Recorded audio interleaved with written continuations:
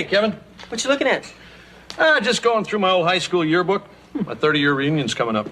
Oh, yeah? Let me see. Allegheny High, class of 56. A better life through strip mining.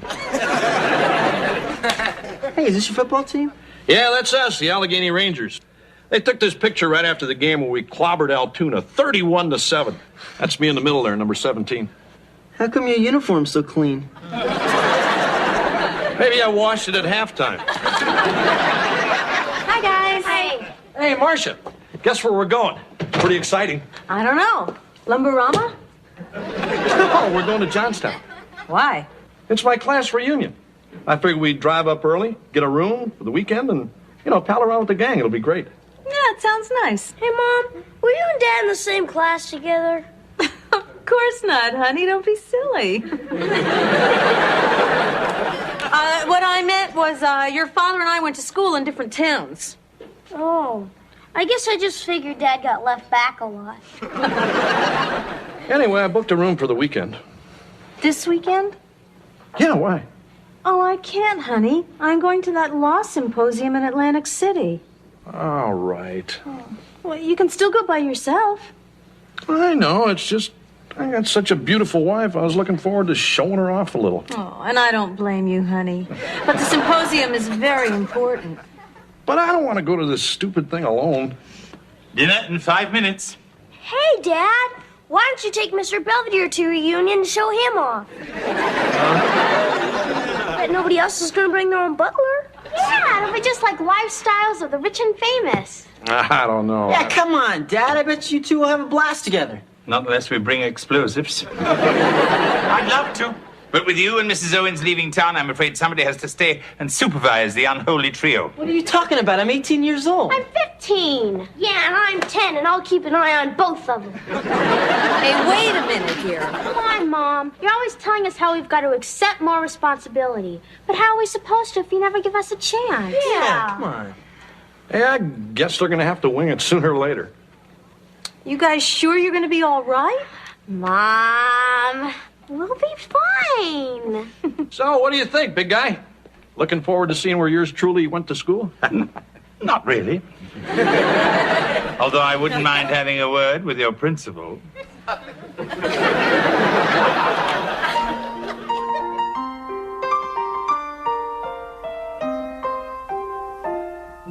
Streaks on the china, never mattered before.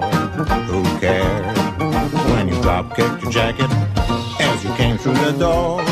No one glared, but sometimes things get turned around and no one spared. All hands look out below. There's a change in the status quo. Gonna need all the help that we can get. According to our new arrival, life is more than mere survival. We just might live the good life yet.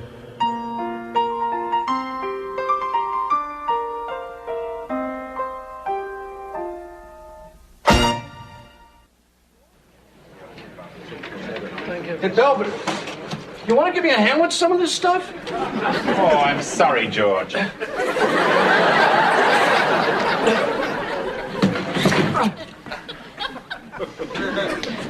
May I help you? You got a reservation for Owens? Yes, sir. Let's see. Owens. Ah, here it is. Mr. and Mrs. That's us. He's kidding. My wife's in Atlantic City. Well, what she doesn't know won't hurt her. Sign the register, please. Tell you what, I think we're going to need separate rooms. Certainly, Mr. Owens. I'll just scratch out Marcia and make a separate accommodation for Lynn. Lynn. Of course.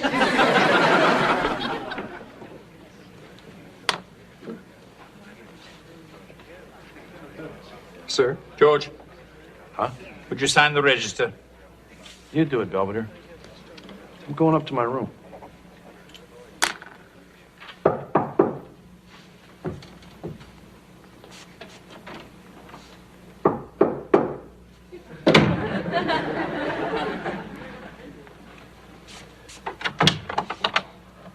Howdy, neighbor.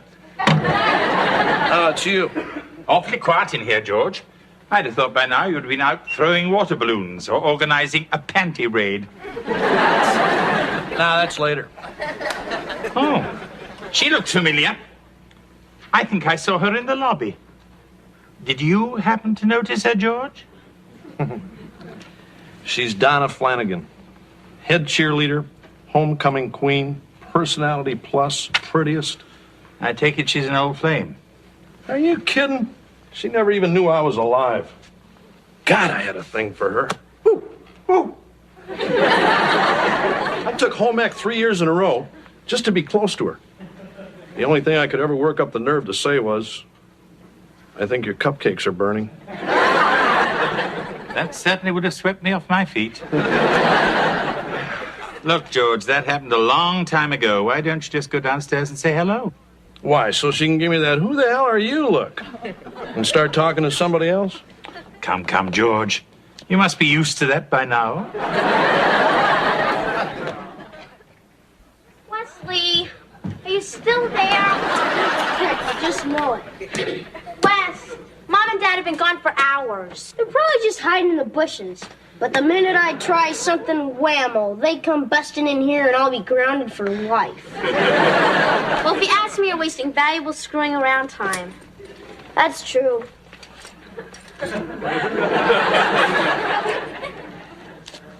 Who the hell are you? Hello, Cindy. Hey, it's Kevin. Listen, I've got the house to myself all weekend. And I figured I might throw a little bash tonight. You want to come? Well, yeah. There'll probably be some cute guys here. Yeah, great. I'll see you then. Bye-bye. Hey, Kev, I need some advice. Yeah, what's the problem? Mom and Dad and Mr. Belvedere have been gone almost 5 hours and I haven't done one thing wrong yet. So? So help me think of something bad to do. Yeah, I'd love to, Wes, but I've got a party to arrange. What? Mom said absolutely no party. Yeah. Thea, hey, where do you think you're going? Me and Angela are going to this new club downtown called Slash. It's supposed to be real intense. Downtown? You're not allowed to go downtown. Don't wait up!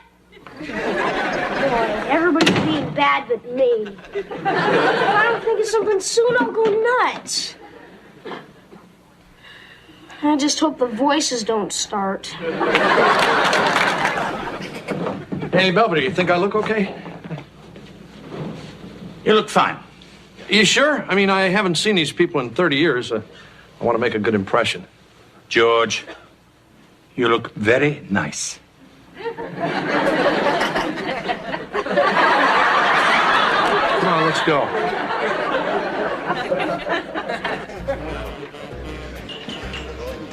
Yoo-hoo, fellas, gotta get your name tags. Hi, I'm Penny Nichols. Remember, best organizer, perkiest? Yeah, sure. I'm George Owens. Remember me? Not at all. I'm gonna go mingle. Have fun. No, now don't you tell me. You're Scooter Stolansky, right? You're that boy that used to hide under the bleachers and look up all the girls' dresses. Madam, I did no such thing. Oh, would you like to? So Pete Rose says to me, he says, George, I don't care if you misquote me, as long as you do it verbatim. George, can I see you for a minute? Sure, Belvedere. Excuse me, guys, I gotta go have a word with my butler. Can we go now? No, I'm having fun. I mean, with my column and everything. I'm kind of a celebrity around here. I'm thrilled for you, George, but that doesn't help me with Perky Penny. What's the matter, Belvedere? She talking your ear off? It's not my ear I'm worried about. Are you trying to hide from me? Yes. Isn't he terrible? Come on. You two kids have fun. Oh, I'm sorry. That's all right. I should have watched where I was going. Yeah, well, I gotta go. George, don't you remember me? Donna Flanagan. Oh, right. Right, sure, I remember. I guess I'm just a little surprised you remember me. Oh, now how could I forget the fellow that pulled a casserole out of the oven without a pot holder? I guess I always thought potholders were for sissies. Want to? Huh? Dance. With you? Yes. Yeah, sure.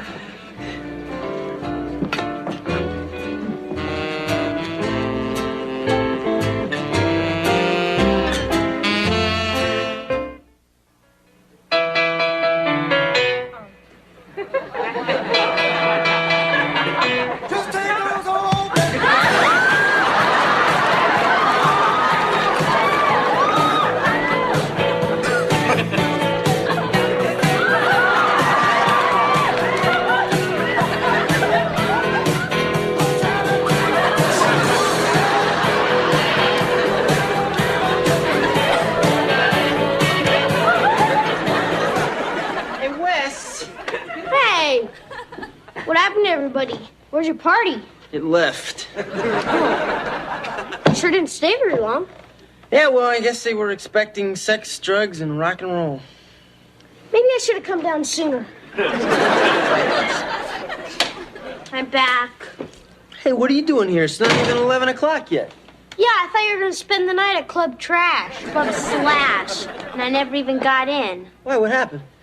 Well, me and Angela were standing in line, and these really gross guys with shaved heads and bicycle chains came up to us, started telling us we were their kind of women.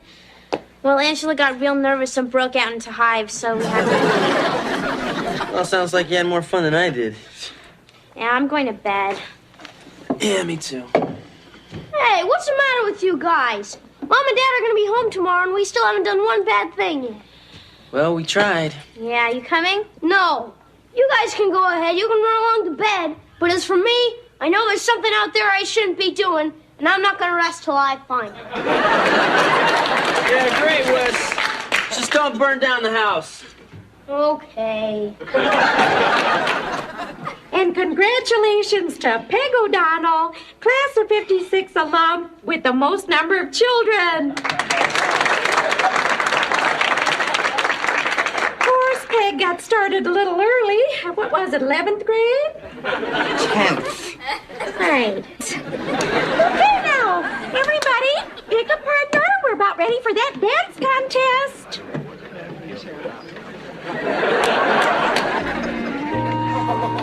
I guess you're gonna want to find a better partner. George, you're a wonderful dancer. Come on. Yeah, well, I guess I am when I'm dancing with you. Of course, my wife always says I got two left feet. Is that why she didn't come? Huh? Oh, no, she had to go to Atlantic City. That's over 300 miles away. Yeah, about a 6-hour drive. 3 if she knew what I was thinking. Well, you two seem to be hitting it off. Oh, it's you. Donna Flanagan, this is my friend Lynn Belvedere. Belvedere, this is my friend Donna Flanagan. It's a pleasure. Although actually I'm not George's friend, I'm his housekeeper. Although this weekend I'm just his keeper. George and I were thinking of going into the lounge for a drink. Huh? Oh, right. You don't want to come, do you? Thank you for your gracious offer, but I think I'll stay here and enjoy this delicious punch. Great. It's Wesley's favorite. Oh, Wesley? That's George's youngest boy. Oh, Lynn! Come along. They're playing our song.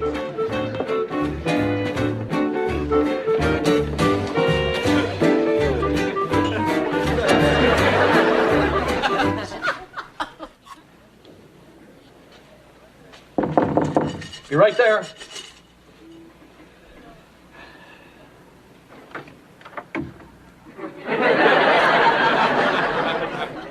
It's you again. Yes, George. Were you expecting someone else? Huh? No, my TV's on the fritz. They're sending someone up to fix it. I see. And you usually keep champagne on ice for hotel maintenance? Yeah. All right. So Donna said she might stop by for a nightcap. It's a big deal. Nothing wrong in that? What's that supposed to mean? Excuse me? Hey, I know what you're thinking. George, the high school nerd, finally gets a chance to crown the prom queen, and he jumps in with both feet and the hell with the folks back home, right? Look, George, you're a grown man. You're entitled to do what you want. Yeah, And now, if you'll excuse me, I think I'll turn in. I'll see you in the morning. fine.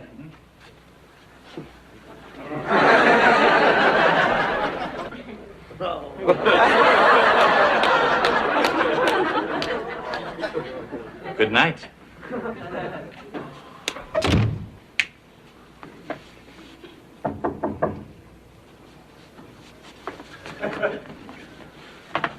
Be right there. Hi. Hi. You changed. I think we both have, George. No, I mean, you changed your dress. Oh, yeah. You like it? School colors, remember? Yeah, black and blue. How could I forget? George, could I come in? Oh, yeah, sure.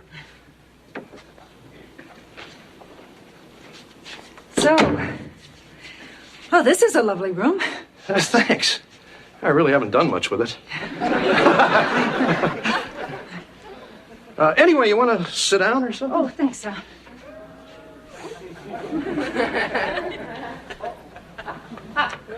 Oh, there it is.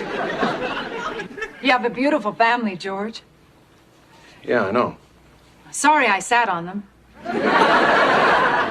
Oh, that's okay. They're usually pretty forgiving.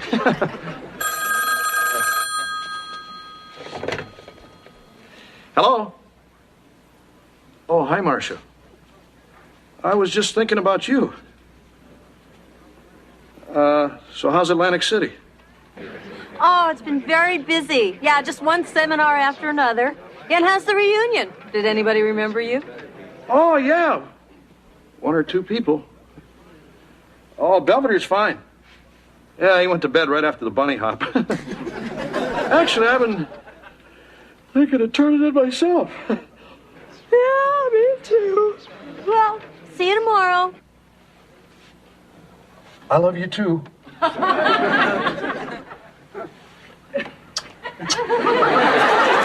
Bye. Hit me. Sorry about the interruption. This is, Marcia, huh? Yeah. Funny, I always thought I'd be in a picture like this. Husband, a couple of kids, white picket fence, the whole deal. So what happened? What usually happens when the head cheerleader marries the captain of the football team? She winds up being a cocktail waitress, and he... Oh, I don't even know where the hell he is. But you could have found somebody else. It's not that easy, George. All the best men are taken.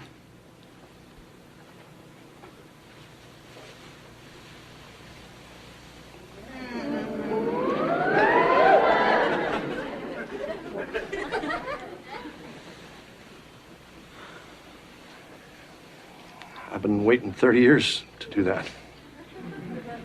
Was it worth the wait? It was everything I dreamed about.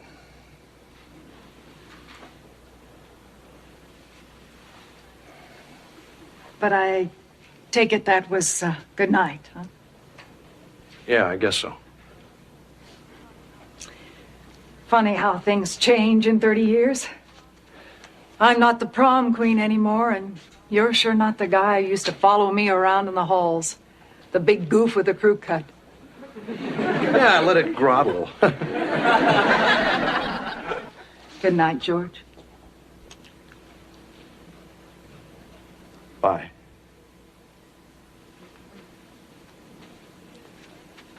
See you in 10 years?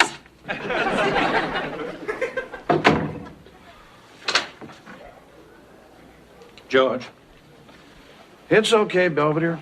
Nothing happened. I'm glad, George. I wish I could say the same for myself. Hi, George.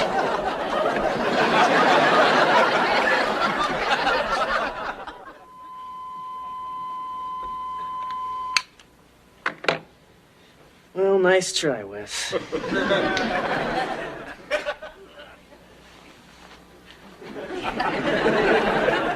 Home. Hey, Marcia. Oh, hi, honey.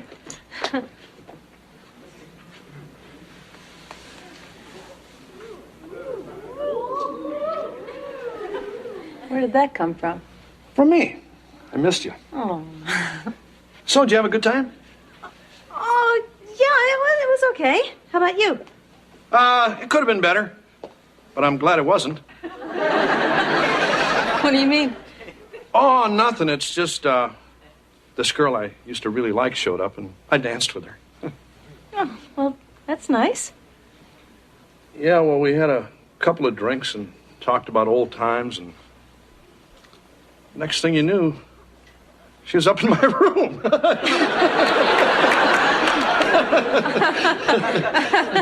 Then what? Then nothing. I mean, I had my chance, and I almost took it, but I didn't.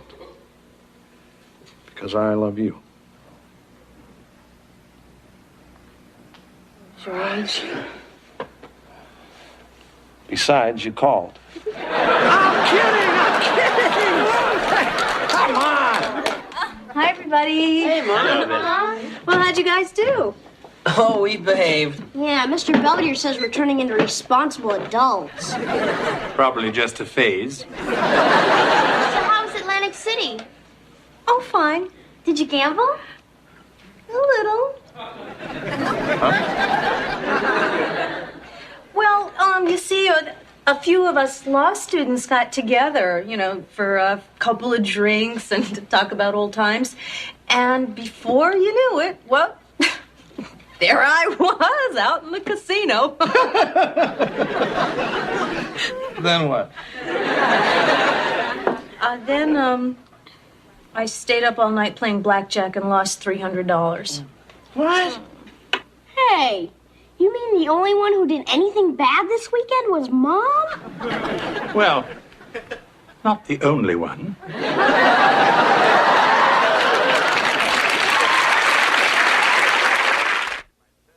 Notes on my first high school reunion.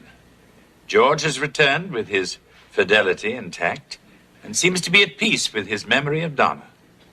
I wish I could say the same about my memory of Penny. She insisted I give her a number where she could reach me. So I gave her the first one that popped into my head.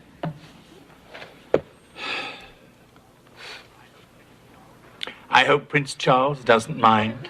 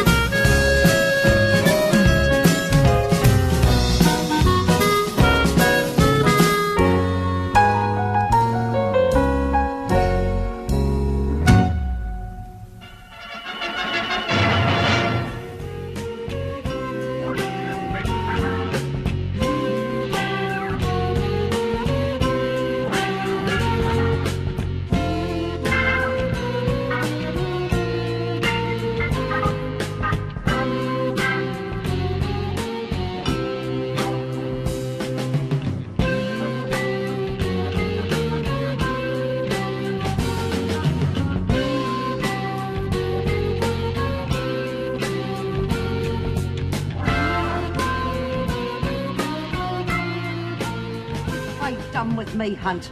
You are backing out of an agreement, and I don't like that. You are cutting into my profits. I didn't know that you... Well, now you do. You are working for me, Hunt, and don't you forget it. From now on, you do exactly as you are told.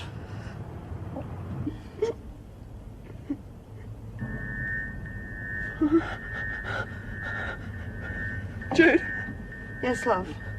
I can't see properly. Don't leave me, Jude. I'm here, honey, I'm here. Oh, hell, the eyes. What's gone wrong with my bloody eyes? I'm going blind, Jude. God, blind.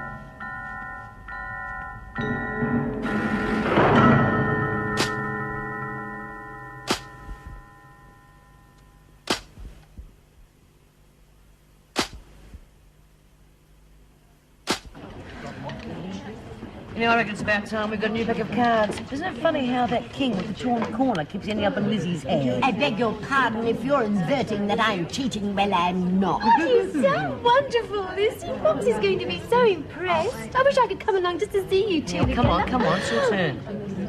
Right. There, Jim. Ah, terrific. We're playing poker. Oh, but I still win, don't I? Would you like me to deal the next No, time? thank you. Good night. Oh, what's wrong with you? Nothing.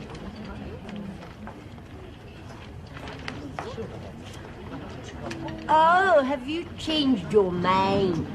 Here you are, Bea. You can have these spare ones. Oh, good, Pixie. Give another duds. Doesn't matter. Would you?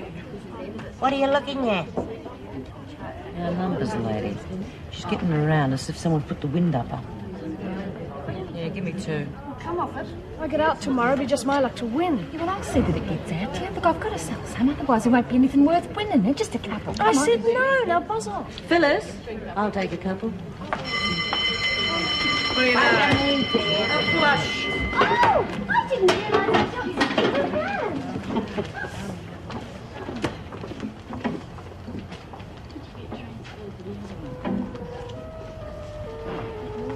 Okay, come on. Out with it. What? Has the freak asked for a little cut in your racket? Oh, come off with it. I'd be a fool to mix with her, wouldn't I? Remember it.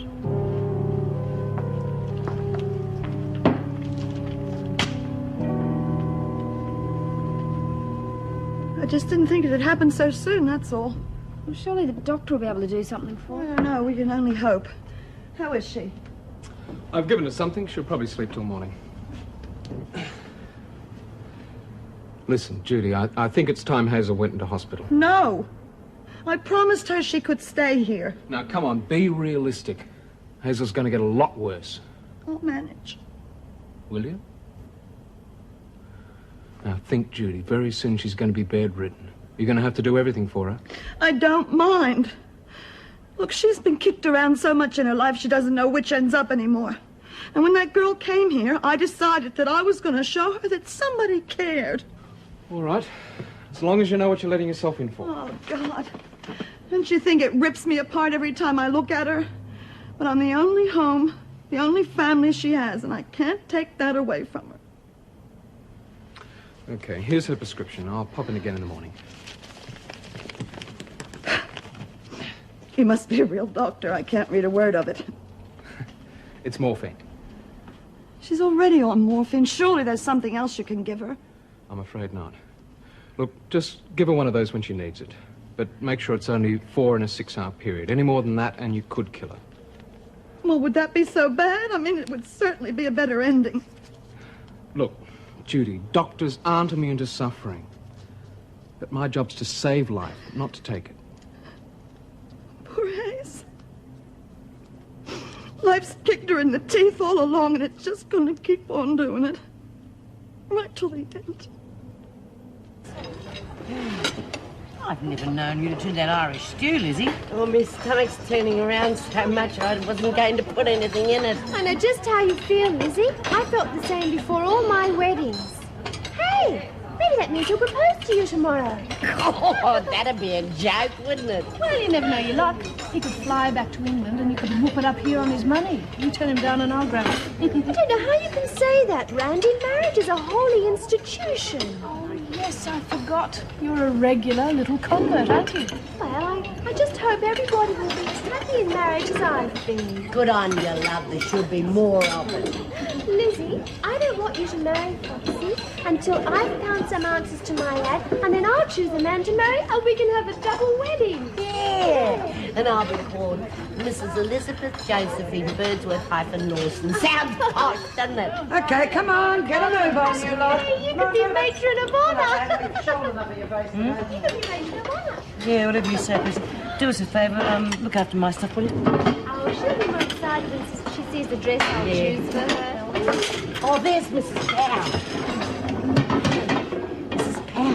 Have you got everything ready? You didn't double book yourself, did you? No, I didn't. Oh, that's good. You get yourself something nice because Foxy's only used to the best, you know. Yes, so you keep telling me. No, it's all right. I've darned my stockings. I pulled out all my best clothes so he won't smell the mothballs. Oh, good on you, Mrs. Powell. It's going to be a bonza day. I can feel it in me bones.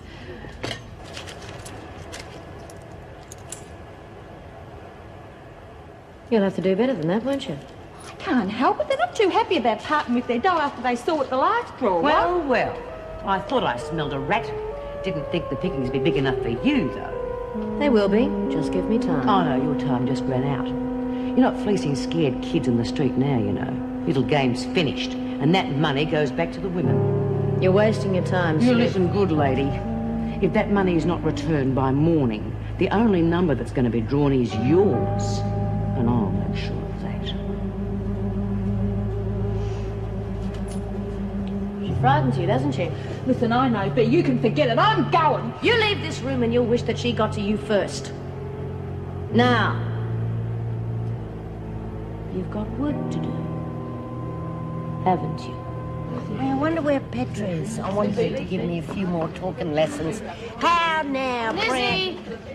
She's in her cell, freaking out about her trial tomorrow. Oh, yeah. Poor little kid. I don't reckon she should worry, though. No jury's gonna send her down for getting rid of a bastard like her dad was.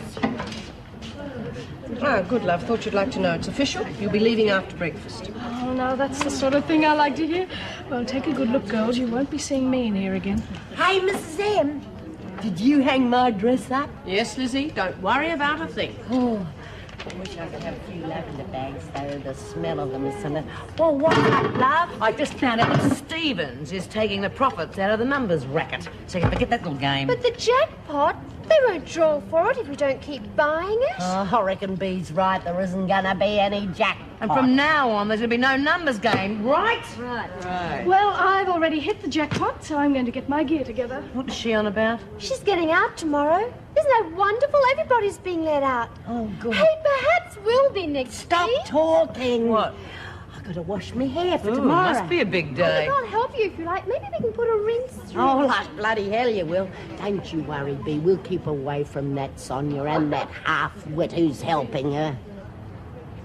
Yes, but I think it would look really chic if we could get it like that. Oh, it's too bloody short, Peeks. Get your bum off my bed. Well, if it's not me two favourite money spinners. Come on, cough up. The draw's on tomorrow. Not anymore, it isn't. Bee reckons it's finished, so bugger off. Oh, unless you'd like to help me do Lizzie's hair for tomorrow. Oh, I'll do her hair all right. I'll make her look like she's got ringworms if she doesn't put in a little contribution. Have you got kangaroos in your top paddock or something? Bee'll kill you if you keep working with that Sonia. You let me worry about that. The draw's still on. Not anymore. You go and get your money somewhere else. We're sticking with Yeah. Bee. I mean, Phyllis, you should always stick by your friends. Heavens, we hardly know some. What, Pay? You pay up, otherwise these wedding photos of yours will be confetti by your next You friend. leave her alone, you rotten Bitch, what's the matter, Gran? Am I frightening you too much? I know that heart of yours can't take a lot. Phyllis, I think I would like to buy a ticket. Thank you very much. Now you're talking. Well, I'm not. I won't even be here tomorrow. I wouldn't bet on it. Sonia's got push where it counts. And if you don't pay up, she'll arrange it so you don't get near that boyfriend of yours. Here. I hope Bee breaks her knuckles on you. Ta. Some change? Oh, and I wouldn't go mentioning this to Bea if I were you. Otherwise, Sonia might tell me to get real nasty.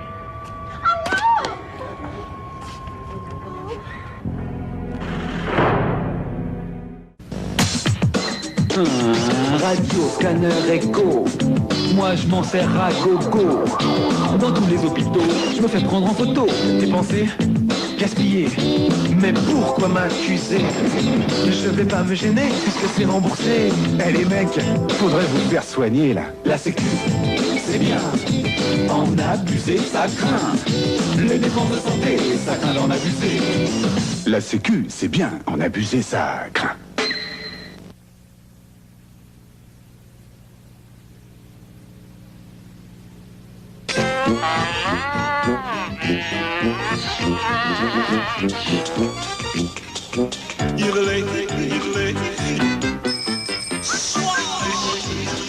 La vie en Swatch.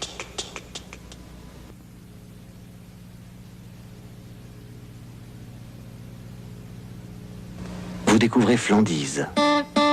Oh, Flandise de Danone. Et alors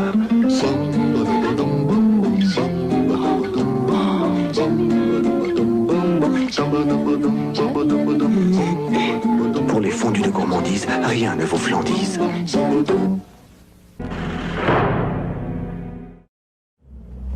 Morning. Morning. Oh, you look as though you've been up for hours. So do you. Thanks, love. Yeah, I didn't get much sleep last night. Oh, how's Hazel this morning? Oh, she's still sleeping, thank God. I stayed with her all night in case she needed anything. Not that I could have done much for her anyway. You know, we wouldn't let an animal go through the pain she's going through. Yeah. It's crazy, isn't it? And we're supposed to be the thinking species. Anyway, what time are you off to work? Oh, not for a few hours yet.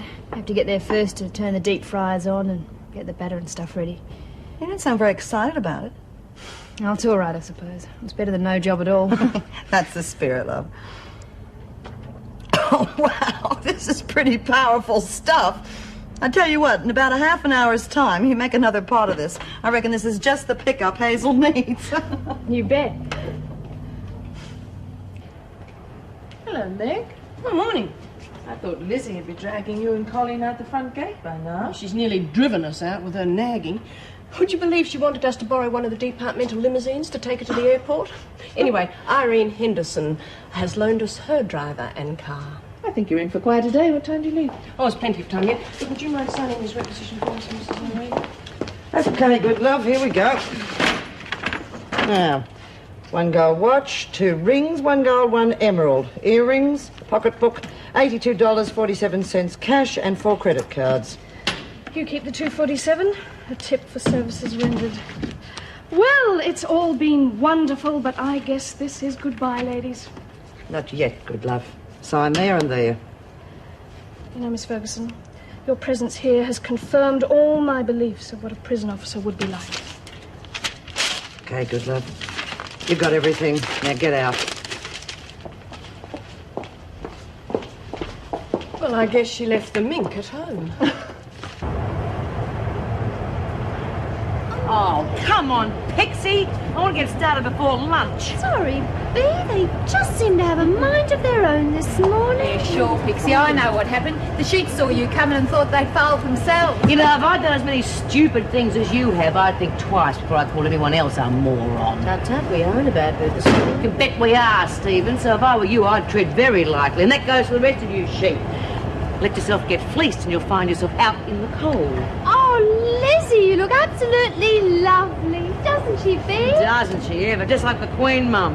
Do you like my perfume? Who's not? Listen, I hope you know what you're doing. Look, you've got nothing to worry about, just so long as you know who's giving the orders. No, Bee, if she... Well, Queen Bee is ripe for a king hit.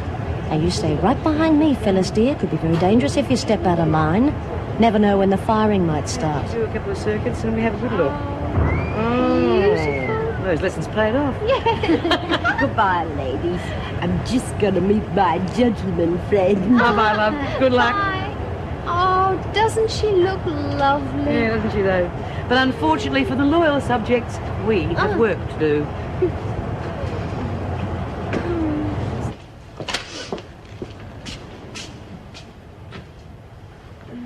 Oh, hello, Lizzie. Thought you'd be gone by now. G'day, Doc. Didn't we all? Only the plane's late, so I've been sitting here for 2 bloody hours. Hello, Mrs. Morris. Morning. Well, someone's popular.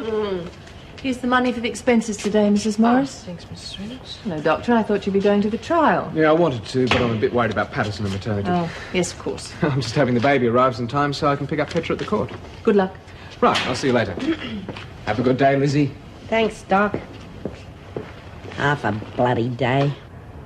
What are all these letters? Oh, they seem to be the answers to some heart balm ad. Now, I don't know who they're for, but they're all addressed to the advertiser. Yes, well, I've got a pretty fair idea. See if you can find out who they're for, would you, and send it to me. Right. Ready to go? Oh, just give me 20 minutes. Mrs. Powell! Oh, you do come up well. She's going to knock Foxy's eyes out, isn't she, Mrs. Reynolds? Yes. Now, you remember not to wander off on your own today, all right? Don't you worry. I couldn't get far in these bloody shoes anyway. Enjoy yourselves. Oh, thank you. All I need is to get to the hairdressers and have a proper do.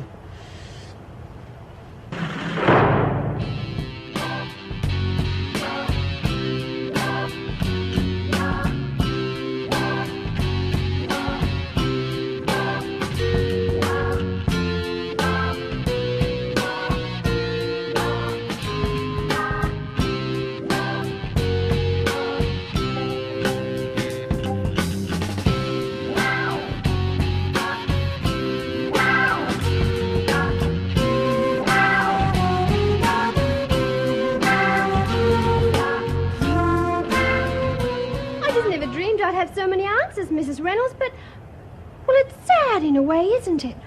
All those poor, lonely men who... Mason. Yes, Mrs. Reynolds. How did this ad get into the newspaper? Well, I've been training a pigeon that comes Stop right there. Oh, but... I want the truth, Mason. How did this get out of the prison? Well, I just put it in the normal way. Oh, well, I didn't like to say so in case one of the officers got into trouble for not censoring it. All right, Mason. You can take it back now, Mrs. O'Shea. Oh, but I thought you were going to help me choose one of them. No, Mason, I am not. That pleasure is all yours. Right, that'll be all. Yes, Mrs. Reynolds. And Mason, no more ads in the newspaper. Of course not. I'm sure I'll find one out of that lot.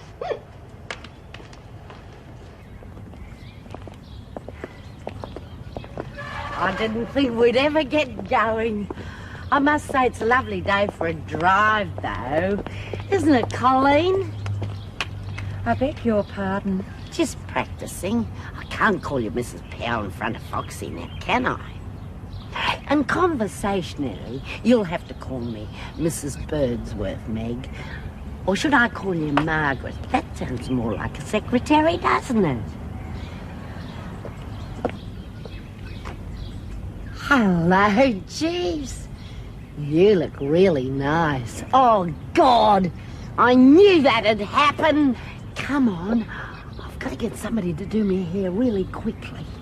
You see, we haven't even decided yet whether we'll go... Come on, Mrs. M. Fair go. I can't look a fright. I mean, Foxy's used to seeing classy ladies. Oh, God. All right.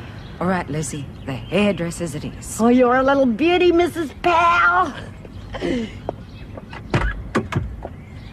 Hurry up, Jeeves. We've got a lot of appointments to keep.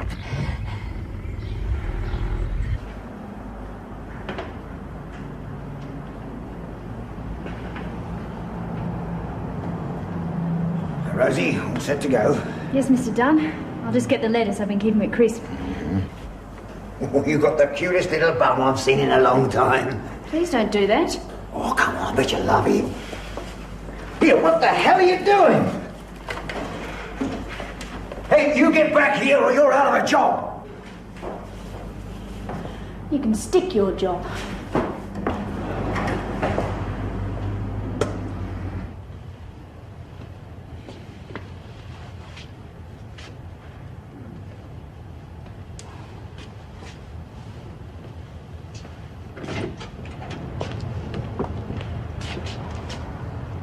Morning, Eddie. Didn't expect to see you today.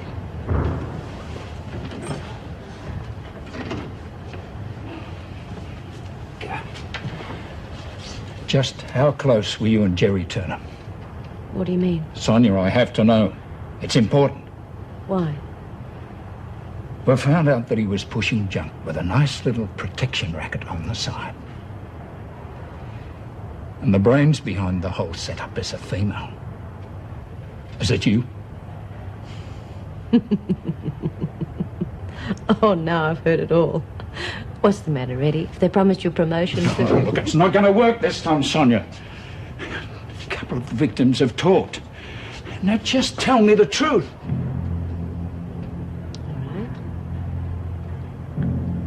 It was me. Well, you were always so soft, Eddie. I hated you for that. See, you've conned me right down the line, haven't you? But just tell me why you married me in the first place. You were a good cover. I'd like to go now. Of course, Mr. Stevens.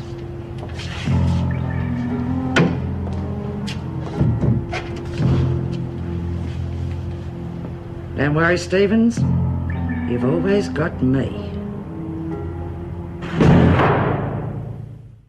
I really love your salon. Reminds me of the one I go to in Rome. Thanks. Hope to see you here again. I usually travel with my own hairdresser. We go everywhere. London, Paris. I might know her. Oh, I don't think so. She just has her own sort of customers. Madame Beatrice? There. How about that? It doesn't look any different. But it's fuller. Very softening. But it doesn't look any different. Well, there was no need to change anything. The style is perfect for you. What do you reckon? Well, if I didn't know any better, I would have said that Madame Beatrice had done it. That's just what I mean, and I wanted to change. Oh, bugger it. See. Right. How much is that? Shampoo in style, that's $30. 30? You gotta be joking. Oh, God. $30. Now look the bloody same as when I walked in the joint. Just keep quiet here. Well, I'm sorry. That's the charge for a shampoo in style. No, that's fine. Thank you very much, Tom. Well, how much does Madame Beatrice charge? A couple of fags. And nothing if she's trying to give 'em up. That is enough, Lizzie. You're not kidding. $30. I could open my own bloody shop for that. Get out, Birdsworth. Mrs. Birdsworth, to you. A couple of fags? I, George Dobson,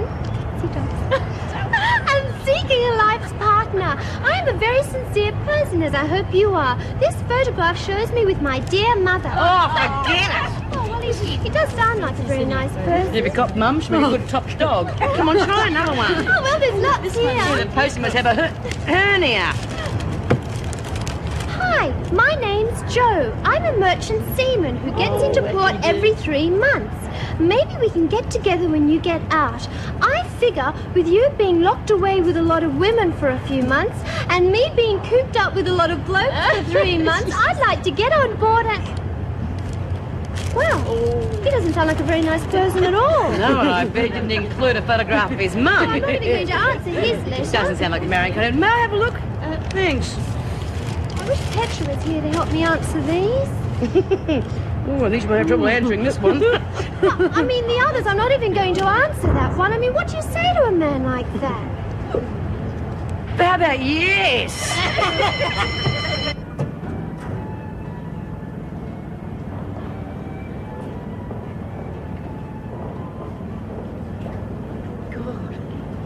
I could do with a quick whiskey before I have to face him.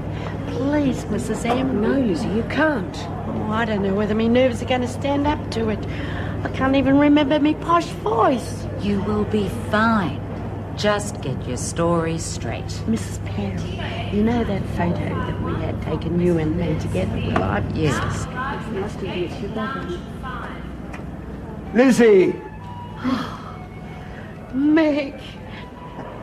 Meg, dear. Meg, be bagged. Call me Foxy. Oh. Well, you're looking wonderful. Oh, you look wonderful too. It's good to be home. East, west, home's best, eh? Absolutely. One gets so tired of travel. Oh, this is my secretary, Meg Morris. Hello, Mr. Lawson. Call me Mick. Liz has told me what a real good secretary you are. She says you really keep her in line. It's not always easy. Still a bit of a tartar, eh, Lizzie? Oh, no, not anymore, Mick. Hello. I'm Colleen. You don't have to tell me who you are, darling. You're the spitting image of your mum.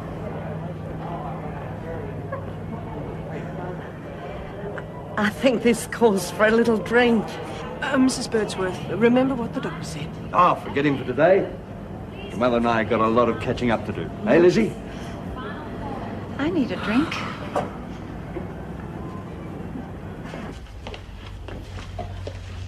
Thanks, Lee. Okay, lunch is on.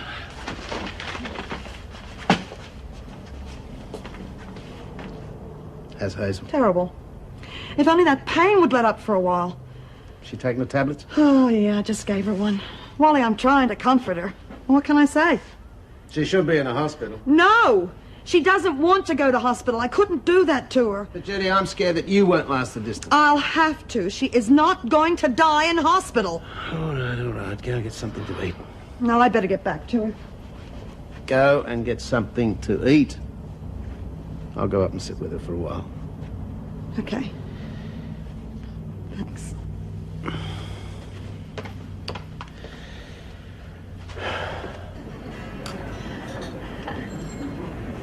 Well, I bet the old town's changed a bit, eh, Liz? Oh, yes, but not as much as London, I suppose.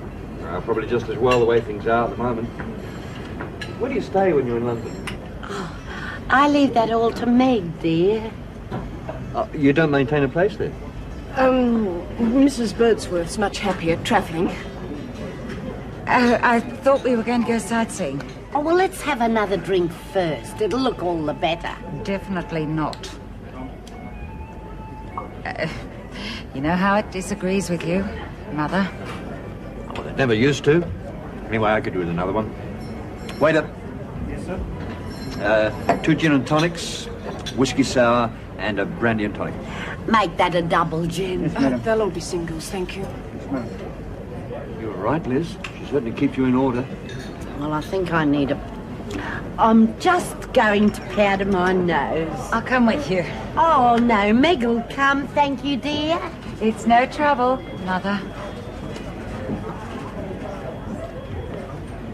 Lizzie's certainly come a long way. Such a man. I can remember when she and Blossom didn't have a cracker. Look at her now. Yes. I would never believe it. Amazing. How much was that last racehorse she bought? She told me about it in a letter and I've forgotten. Oh, that one. Oh, well, that was probably be about... Oh, thank you.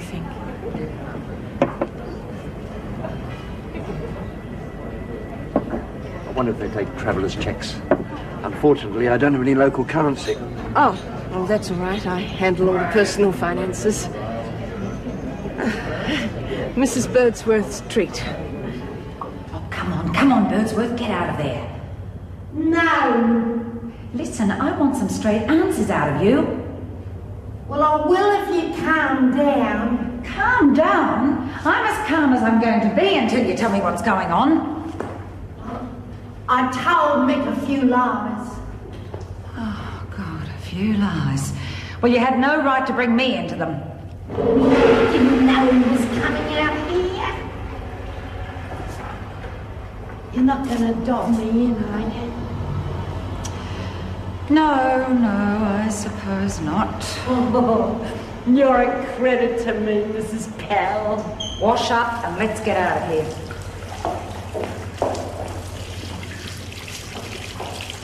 What's keeping you two? I don't know what I'm saying out there. Yes, but we're coming. Lizzie, the things you've told him. Exactly. Well, I got a bit carried away. What's he like? Well, he seems very nice. I mean, he's easy enough to talk to. It's just that I don't know what I'm talking about. Yes, but are we ready for round 2? Beauty, I could do with another drink. Oh, no, I'll kill her. That is not what I meant. Oh, God. He'll think I'm a wowser. Well, let him. We are now going on a sightseeing tour, and then we're going to the residence of Mrs. Elizabeth Birdsworth for afternoon tea. Oh, I forgot about Mrs. Henderson's joint. Well, come on. I want to see how I've gone up in the world.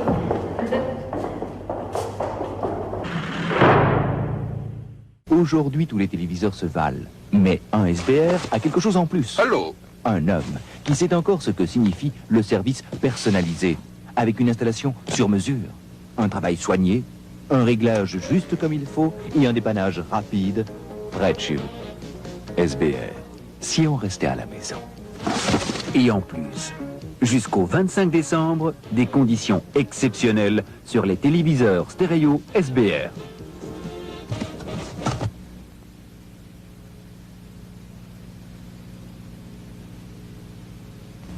Moi, vous ne me verrez jamais mettre de la crème pour les boutons, car Clérasil Gel ne se voit pas, mais le résultat, si. Nouveau Clérasil Gel, on ne voit rien, sauf le résultat.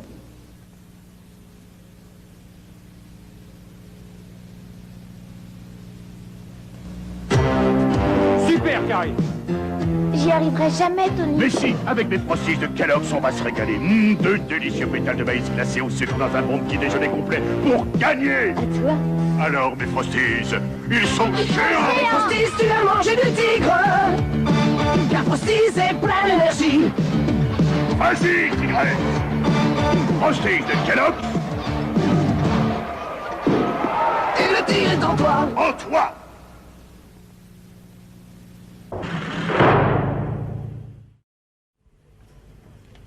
And you never saw any behavior from your late brother-in-law that would suggest he was having incestuous relations with one or both of his daughters?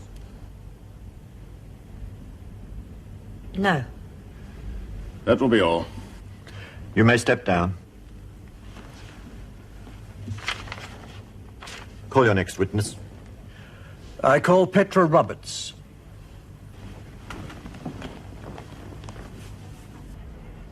I gotta have more tablets.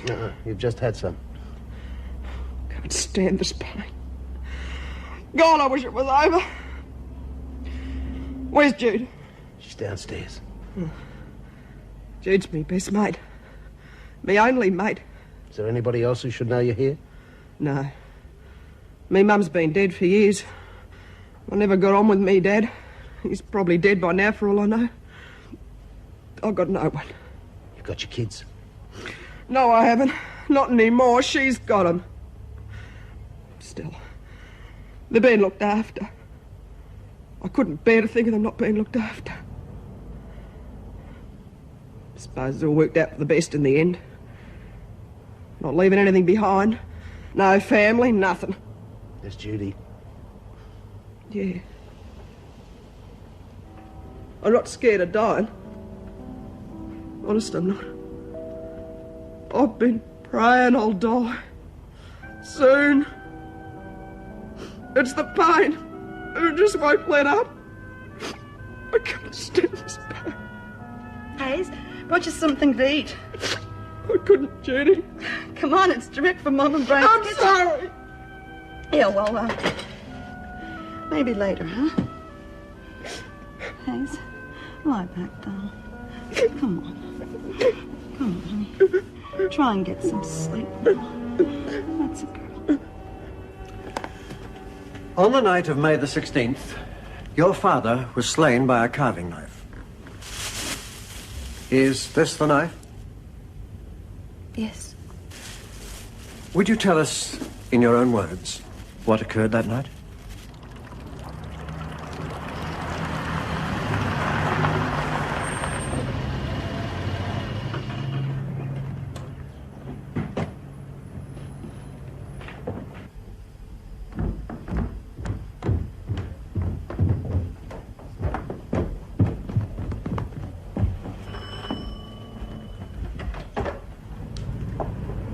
Thank you, Watson. There were several calls, Miss.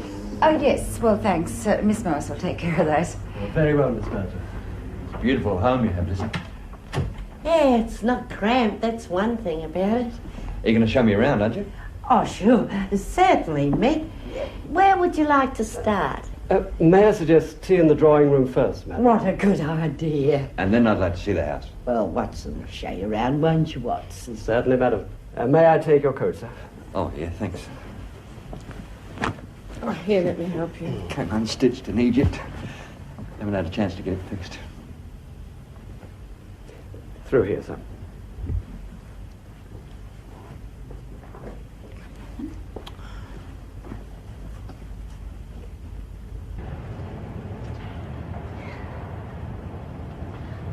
Taking the rest of the day off?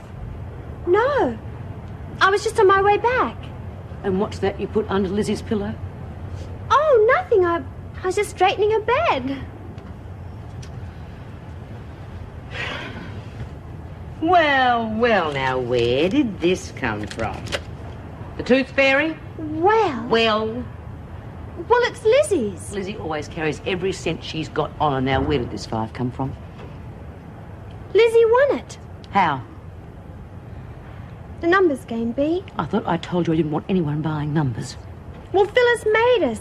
She said that Sonia would ruin Lizzie's day out with Mick if we didn't. Well, we just had to. Why didn't you tell me? I don't know. I guess it was just frightened of Phyllis. Phyllis is a pushover. But that Sonia bitch, she needs dealing with, and right now. Fantastic. Did you decorate it yourself? oh, come on, Mick, I couldn't paint all this. God, Lizzie, you haven't changed a bit. Thank you, Mick. I love this porcelain. Victorian, isn't it? No, I got that one in Adelaide. Mother? Stop playing the fool.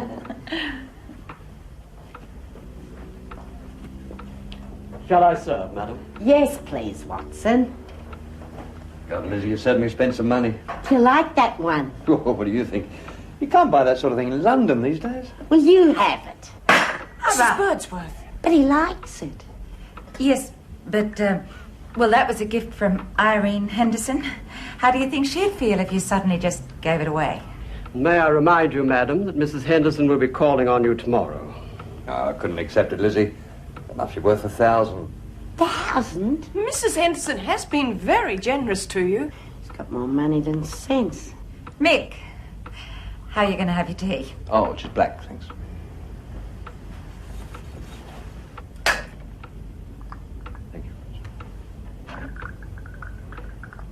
Your tea, madam. Thank you, Watson. Hand it over. Hand it over.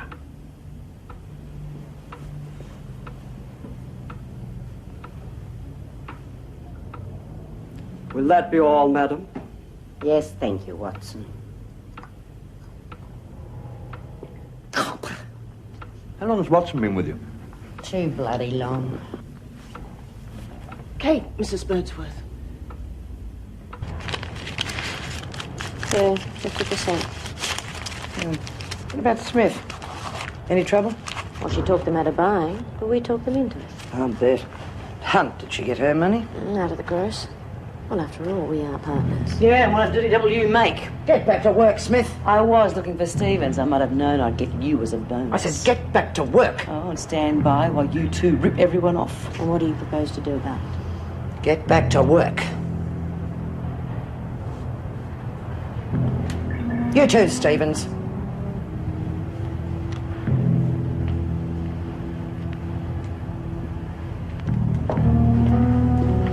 Hand over money. No way. Hand over that money. It's going back to the women. Look, they won't miss it. Smith! Oh! You just earned yourself a charge. Striking another prisoner. That's not on, Smith.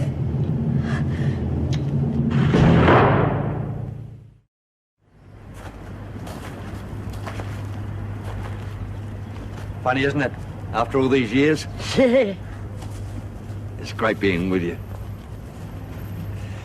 You know, I used to envy Blossom. Why? Because he had you. After he went off, I thought we might even team up together. Oh, you didn't say anything, Mick, and you never were the shy type. I did bring in that bunch of violets. Oh, they were beautiful. They were dead. Mind you, I had to bring them up bush in all that heat. They were lovely. I pressed them in a book. I used to look at them and wonder where you were. I knew you'd be doing something exciting. Izzy, Do you have to leave for China tomorrow? What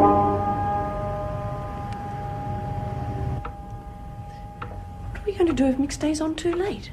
You'll just have to tell him that Mrs. Birdsworth has a dinner engagement. He'll take the hint. Do you think he's genuine? What do you mean? Well, he hasn't offered to pay for a thing all day. Oh, I suppose he just considers himself to be the guest. I don't know. Oh, I see. You don't think he would be so attentive if he knew she was just a penniless old jailbird? I'm not sure. I mean, you saw his coat. I mean, the lining was all ripped. It was hired. I mean, I saw the label. You know, I think he's... Broke? Lizzie fell asleep. Just as I was about to propose. What's this about her being a jailbird? It's true. I'm sorry. Lizzie has been an inmate at Wentworth Detention Centre. She has been for years. But this house, her clothes. It's a setup. She's on a day release. All this to impress me. She couldn't bear it if she thought you'd found out the truth. But if you're not her secretary... I'm a prison officer, and Colleen here is deputy governor of the prison. Bloody hell. What a joke. Are you ready for this, ladies? I am broke. Flat as a millpot. We're all phonies. What about Watson? Is he on the up and up? Well, yes, I think he's probably the only one who is. I thought she was rich. So rich. Well, it wouldn't be the first time I've married for money. Somehow with Lizzie, it would have been different. Please don't tell her that you know. Oh. But you'll have to give her my goodbyes. And what are you going to do? I don't know. I was gambling everything on this. I'll land on my feet, I suppose. I usually do. I'll see myself out. It's been a pleasure. Oh, don't leave her out there too long. It's getting chilly.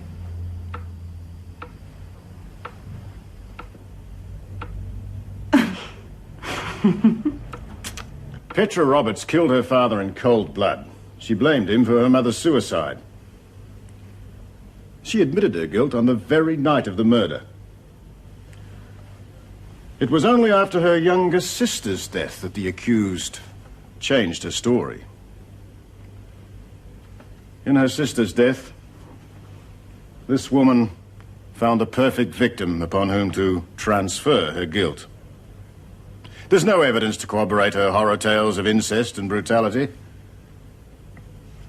But there is evidence that Petra Roberts is a murderess and should be found guilty as charged.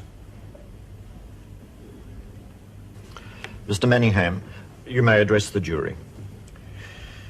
It is for you to decide whether the defendant was a villain or a victim.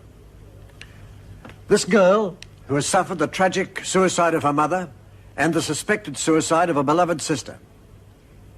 I put it to you that she is a victim just as her mother and sister were victims. Petra Roberts is not a killer.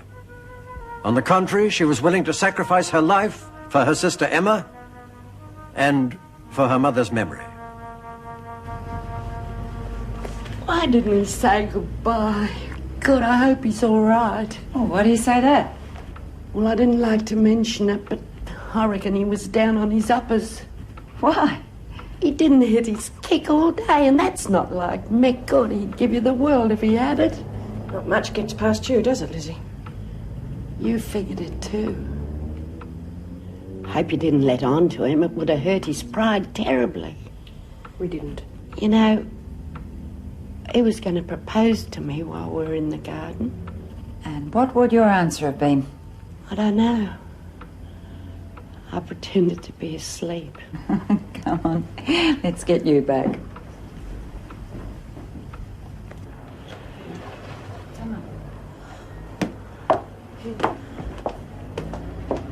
It's a beautiful house. Madam, these have just arrived for you. Thank you. There was no note. Oh, I don't need one. I know who they're from. Come on.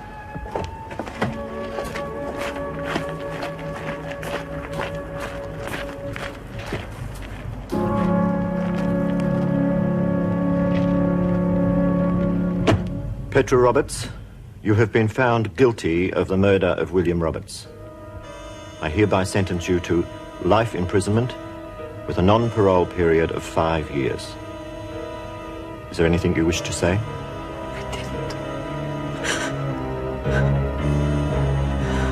I didn't do it.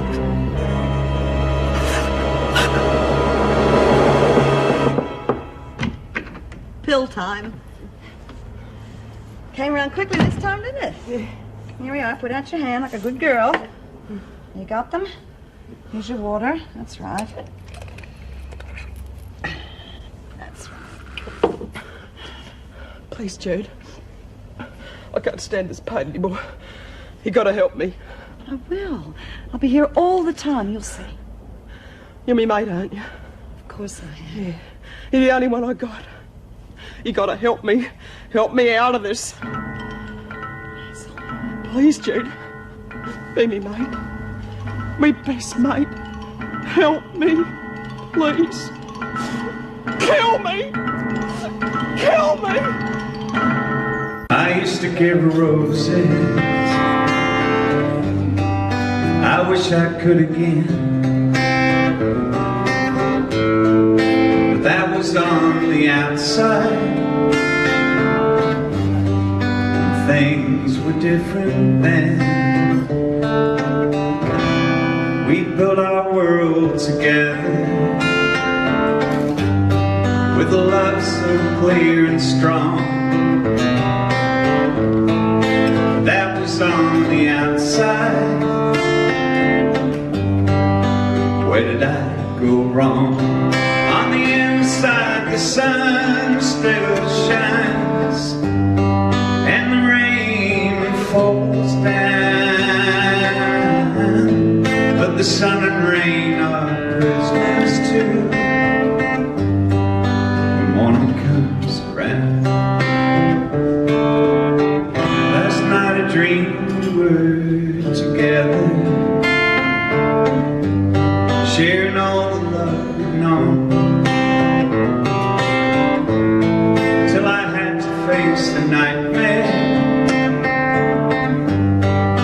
of waking up alone.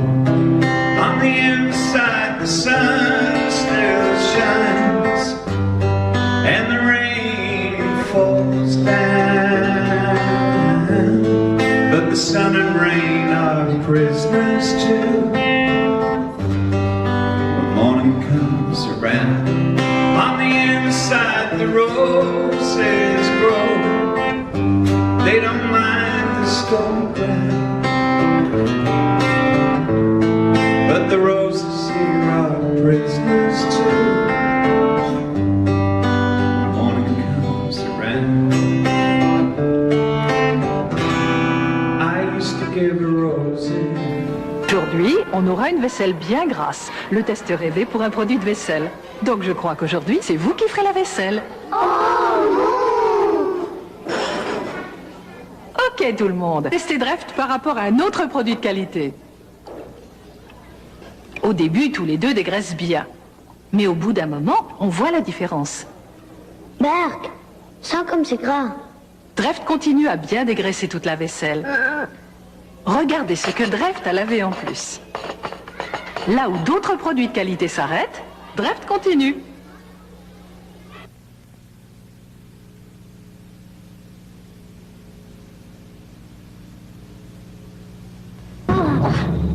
Les gars, c'est plus possible ces sacs.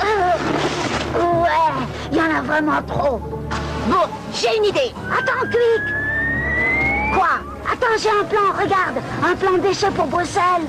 Ce plan déchet, la sensation. T'as raison, c'est vraiment super. L'exécutif de la région de Bruxelles-Capitale vous soumet le plan déchets pour Bruxelles. Donnez votre avis.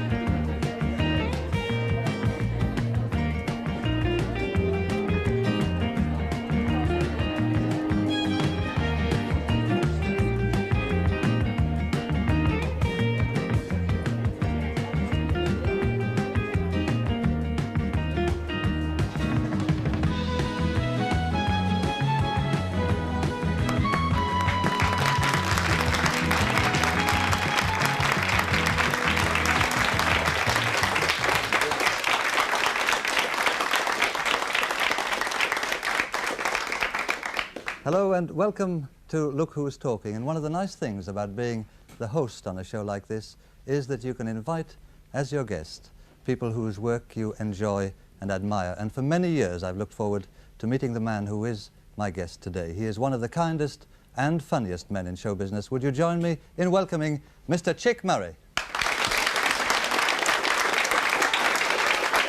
Chick, lovely to see you.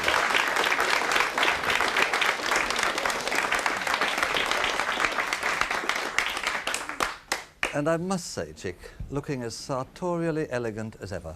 Thank you. I should have changed my socks. I know that. I had no time. Yes.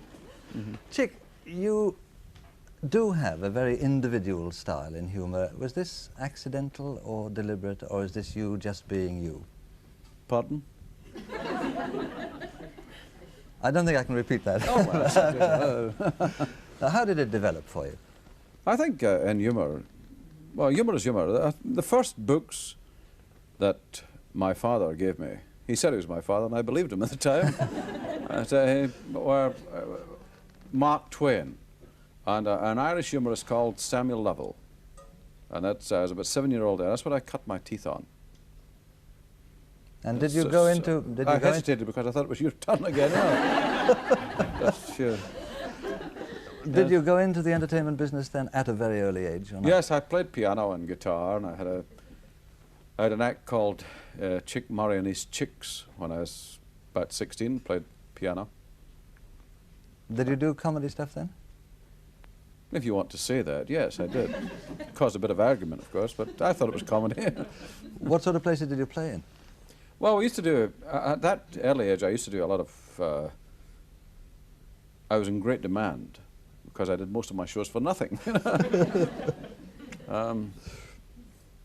You grew out of that, though, didn't you, pretty rapidly? Oh, yes, very rapidly. I realised that I could perhaps make a bob or two.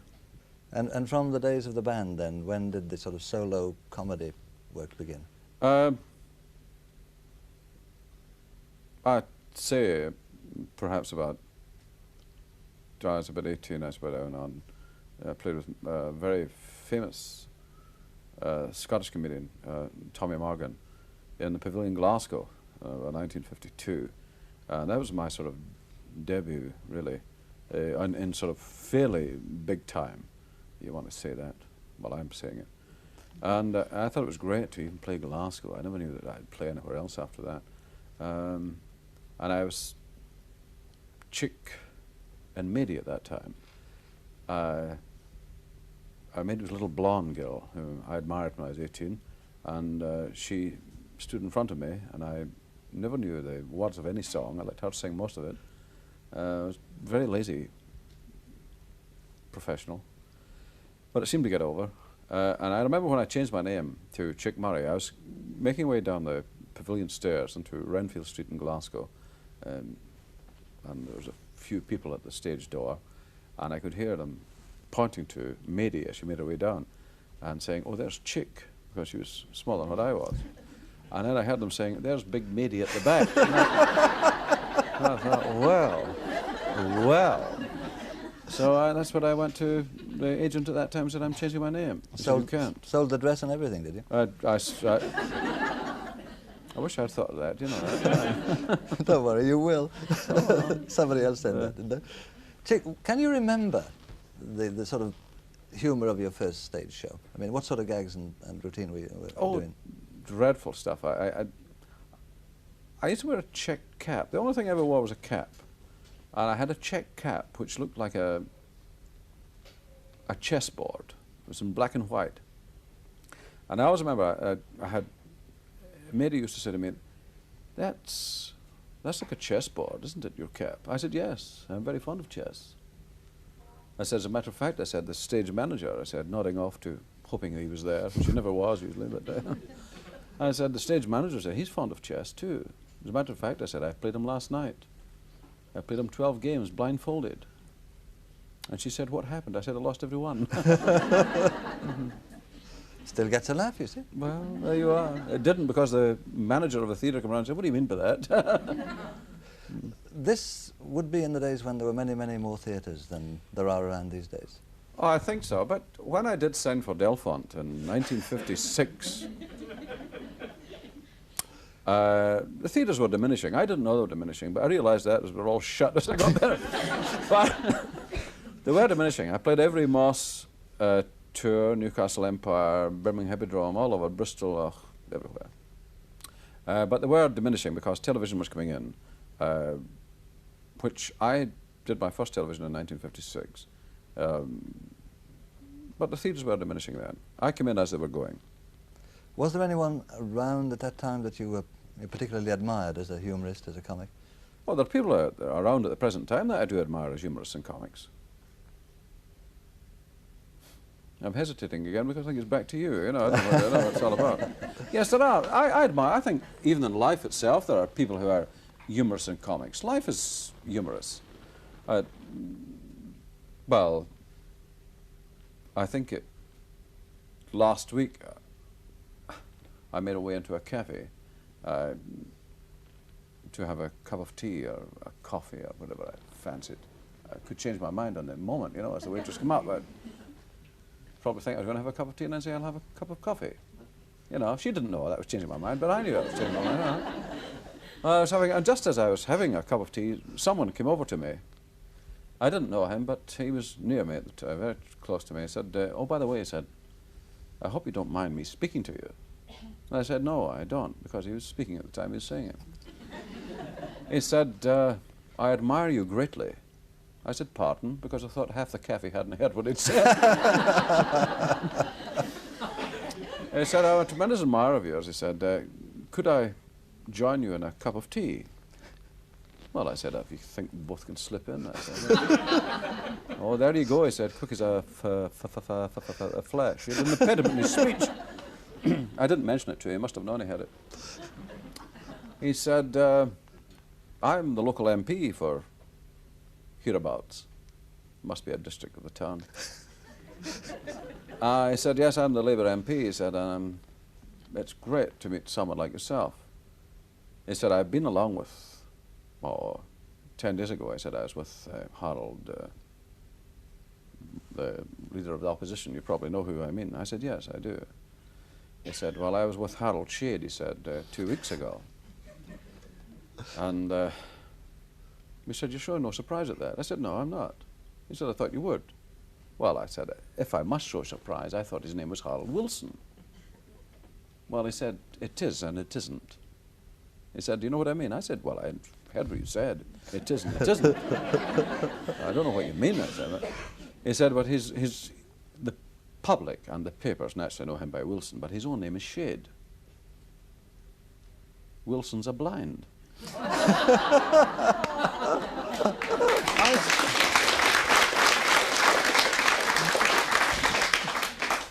I said, I thought Shade would have been a blind. Oh, he said, there you go again, quick as a flash. He said, do you mind if I go on to something else? Well, I said, no, please do. He said, well, my brother, he said, whom you don't know, he said, was in a West End shop recently, in a second-hand shop. He peruses around a lot. And he found an old boot, a football, soccer boot, full of peppermint, dated 1871. He said, I thought there was something wrong with this, he said, because I don't think peppermint had been... Well, anyway, he said, to cut a long story short, he said, I sent it to someone who's in that particular business.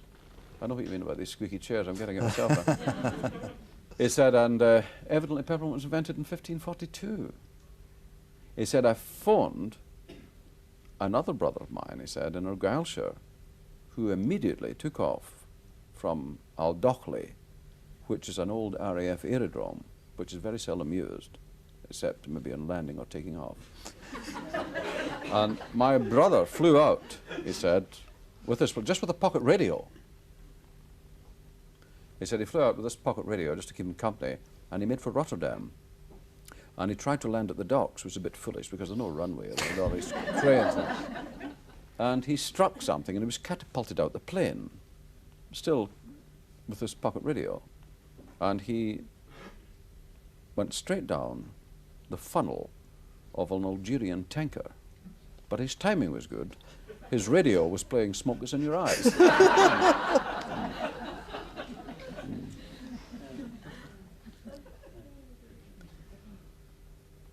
Was it Whole Hog Time again? That was it. Oh, that's...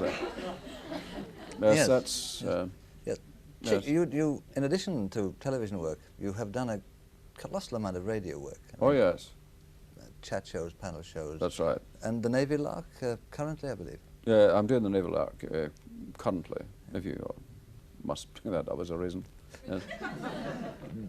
How do you adapt between the sort of mediums in which you work, you know, stage, radio, television? I've never really thought of it, Derek, how you adapt. It's just a case of it's your work. You become terribly used to it, and that's it. But are you happier with your own material, or in the case of, say, the Navy No, Lark, where you're working from a script? Well, when I'm happier is something which I wouldn't probably talk about here.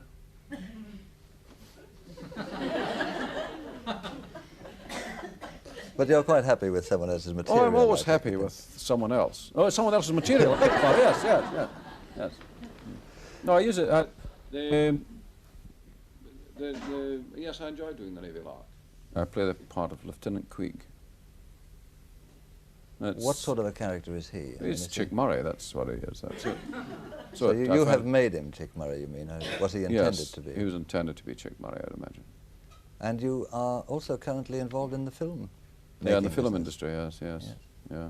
What is the title of the most recent one? The recent one is Confessions of a Door Salesman. It's a sort of sexy rock. It comes out in the autumn, I believe. Well, we can't wait till the autumn, but we can wait for a couple of minutes. We'll take the break now, Chick, and we'll come back and continue the story of the career. Very well. You come right in on that. Yeah, Good. I thought so. We'll be back in 2 minutes.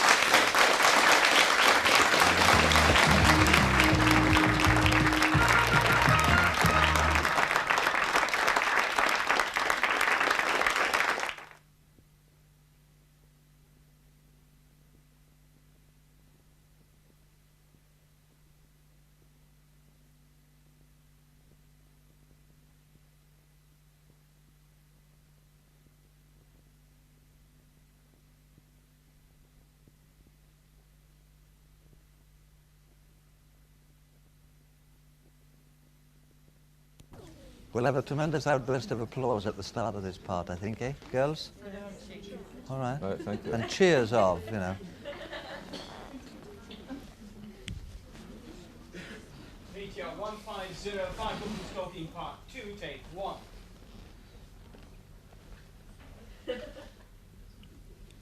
Hello? Hello. 10 seconds.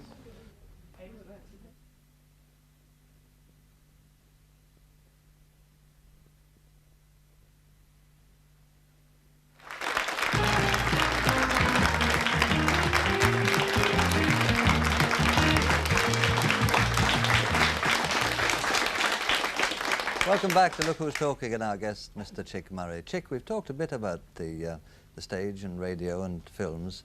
What about your cabaret work? Do you prefer that to the others? I enjoy cabaret work. It's more intimate. I do enjoy cabaret work. You're on the floor and your people are really near you. Yeah, I do enjoy cabaret. Assuming then that... what does that mean? Let us imagine that this was a little cabaret floor. Yes. We have a fairly intimate little audience here. Yes. How would you approach the sort of breaking down and getting the chuckles from a very hostile mob like this? I never thought of the breaking down process. It's a process which has never entered my head at any time, probably because I'm not as clever as the rest. So the breaking down process has never really entered my head. I usually just walk on and start. Like I walk into a car and I start, you know what I mean? Could you illustrate at all that statement? All right, probably could, I suppose. Last week I was making my way to the butcher's and I changed my mind because I felt this pain and I made my way into the doctor. I made my way into the waiting room. I didn't go into the surgery immediately because you've got to know the doctor fairly well before you force yourself into the surgery like that.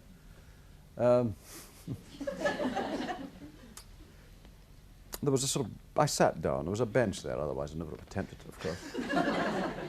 And there was other patients there, at least I presume there were patients, I didn't ask, I'm not a curious person, but I presume there were patients.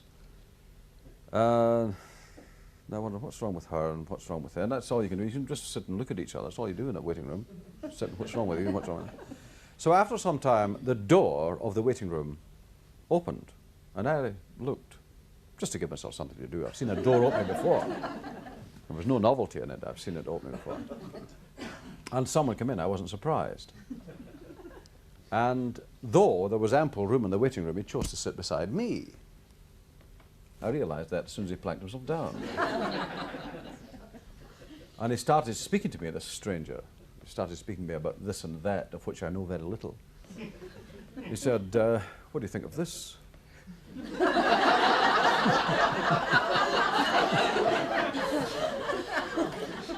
Oh, I said, I don't think much of that.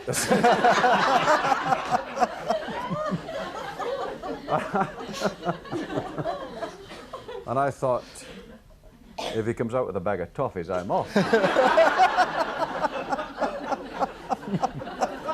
So, just as I was contemplating this, the door of the surgery opened, and the doctor made his way in. I didn't know it was the doctor, but this and that, he knew it was the doctor.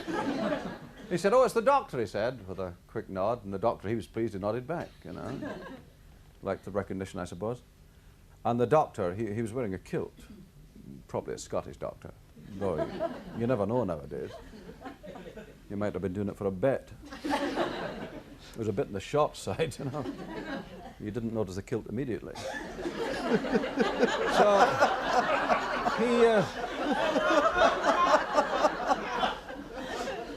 he looked at us all, which is every right to do. It's his own waiting room, he can do what he likes. He had a quick butcher's all round, you know, and then he took a little run and he stood in his hands. And he said, how's that for a table lamp?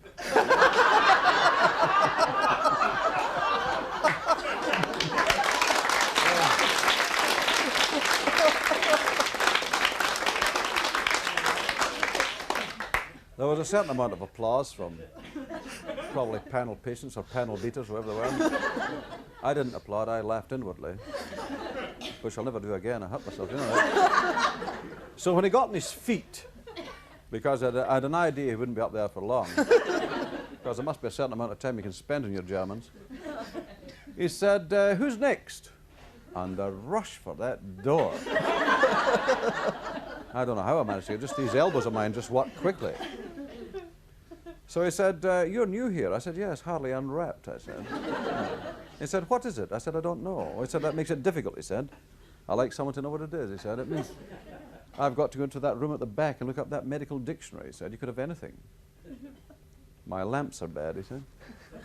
What do you think it is? I said, I have no idea. I said, I got a pain, I said, about 6 inches above my head. Well, he said, I think I can cure that. He said, I'll give you something to take half an hour before you wake up, he said. How long has this been happening, this? I said, well, it's recurring and coming back again. He said, do you mean for quite, I said, oh, for quite a long time. He said, have you a war record? I said, yes, I have. He said, what is it? I said, it's Vera Lynn singing the White Boots of War. He said, I like that, he said. He said, I'll tell you what to do. He said, strip off. I said, pardon? He said, get your clothes off. I said, where'll I put them? He said, put them on top of mine.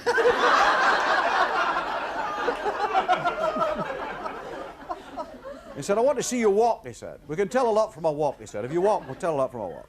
Let me see you walk. So I walked. You turn nicely, he said. I had to turn, I was up against a wall.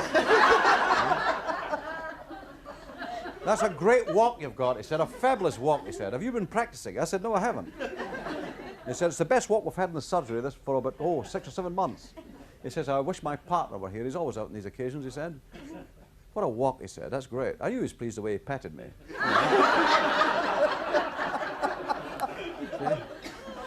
He missed me the second time. I shot my step. He said, I hope you don't mind. Oh, I said, feel free. He said, yeah, it's a great walk. The only one thing, he said, you're swaying a little in your walk. Do you know that? You sway a bit. I said, well, I didn't know that. Well, he said, it's difficult to look at yourself, he said, I must admit. But you're swaying a little. He said, it's not unseemly, he said. As a matter of fact, I quite like it. But he said, there's a sway there. I wonder what's causing that. He said, he'd been drinking any of that pansy wine. I said, no, I haven't. Maybe it's something you've eaten, he said. Maybe you've eaten something. It could be, cause the stomach a little, and you've got this sway. I said, well, what did you have last night, for example? I said, well, last night I had some peasant. I said, some roast peasant. Oh, I said, I don't think, roast peasant, he said. Well, he said, I'm a doctor, he said. I'm not a teacher of elocution, I'm a doctor of medicine, but I don't think it's been roast peasant. It's probably been a fartridge.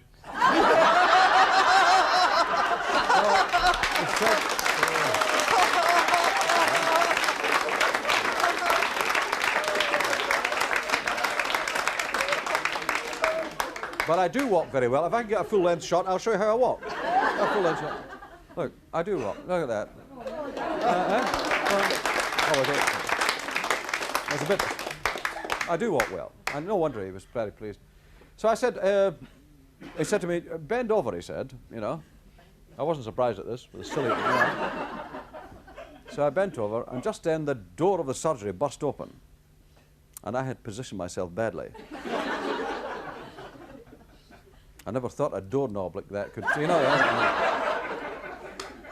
So I had a quick look between my legs to see who it was. Well, this huge fellow, built like a rugby three-quarter. So I got up very quickly. I said, doctor, I said, with a little gesture that surprised him. He said, don't call me doctor, he said. I feel we're on first names, he said. I would call me Lance. I said, well, Lance, I said, could you write me out a recipe or something? Which he did. And I made my way down to the local chemist. And I walked into the chemist. And I said, is there a pharmacist here? He said, no, I'm on duty myself. I'm just the chemist today. I said, well, you'll do. I said, here you are. Oh, he said, a message from the front, he said. How did you manage to get through? I said, I came the back way. I said, have you been followed? I said, no, I don't think so. He said, you're due some pills. I said, some pills? He said, yes. Well, I put them in a box. I said, well, it'll save me rolling them all the way home.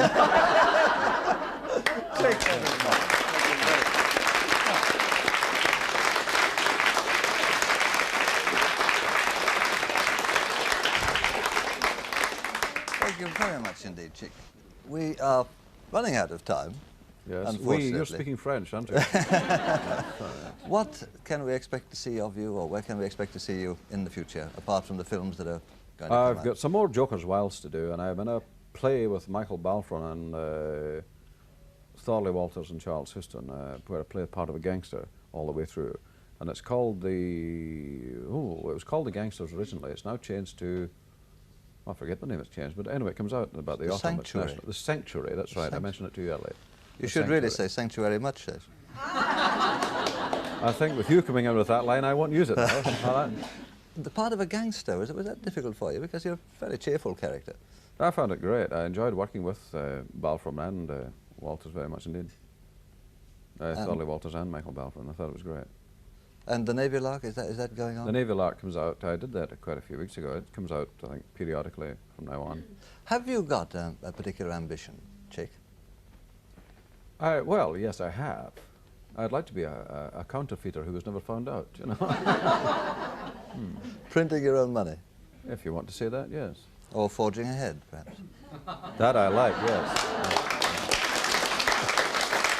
Chick, it has been a very great pleasure.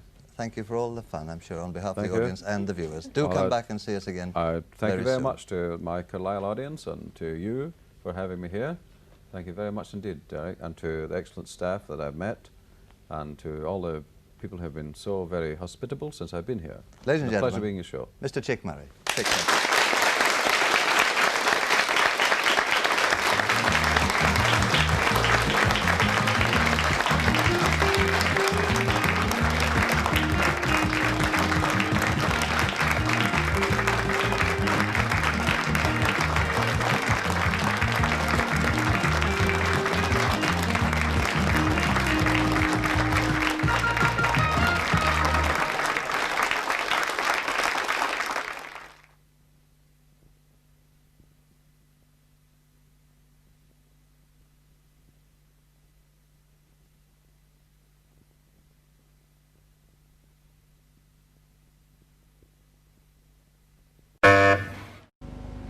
Here's the local weather forecast.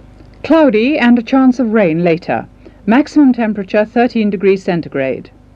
The wind west-northwest, moderate force 4 to fresh 5 overnight, increasing to strong 6 tomorrow, with some gusts to force 7. The sea rather rough and the visibility mainly good. And that covers the period up until 6 p.m. tomorrow. Well, there we are at the end of our programmes for this evening. I hope you've enjoyed them. I hope, too, you'll be joining us tomorrow. We shall have World of Sport, of course, in the afternoon. That starts at 12:20 with Dickie Davis. And then in the evening, with all sorts of good programmes for Saturday, including at 7:45, a film which is called The Last of Sheila. So perhaps you'll be joining us for that. But for tonight, let's take a last look at the clock. The temperature is now 10 degrees centigrade, and the time's just coming up to 19 minutes to 1. Well, tonight it's been Mickey, Kevin and myself, and we'd all of us like to wish all of you a very good and peaceful night. Good night to you.